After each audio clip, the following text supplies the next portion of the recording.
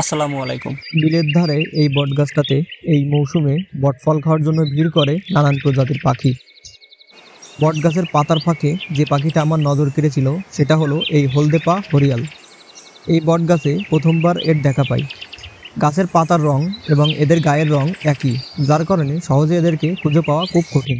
বটফল খাওয়ার জন্য যে পাখিটা সবথেকে বেশি ভিড় করে সেটা হলো এই ছোট বসন্ত বৌরি।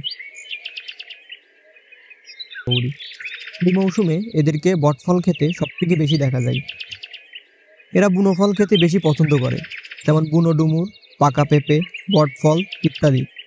এসব ফল গাছেই এদেরকে বেশি দেখা যায়। এরা ফলের পাশাপাশি গাছের ডাল থেকে বিভিন্ন পোকামাকড় শিকার করে খায়।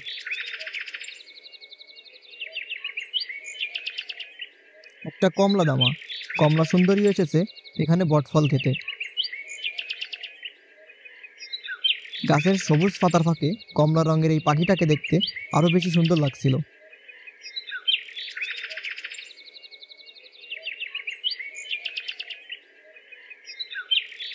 খয়েরি রঙের এই হাড়ি চাচা পাখিটা এদিক ওদিক ছুটাছুটি করছিল বটফল খাওয়ার জন্য। এই পাখিটার বৈজ্ঞানিক নামের অর্থ হলো ভবঘুরে গাছ দোয়েল। অঞ্চলভেদে এর নাম কুটুম পাখি, লেজঝোলা এসব নামেও এদের ডাকা হয়। বিভিন্ন গাছের ফল এদের প্রিয় খাবার। এই ছোট কাঠশালিকটাও বাদ যায়নি বটফল খেতে। সেও কোথা থেকে উড়ে এসে বটফল খাওয়া শুরু করলো। এই কাঠশালিককে উপকারী পাখিও বলা হয়। গাছের পাতায় যে নানান ধরনের ক্ষতিকর পোকা থাকে, যা গাছের পাতা খেয়ে ফেলে, সেই সব ক্ষতিকর পোকা খেয়ে নিধন করে এই কাঠশালিক।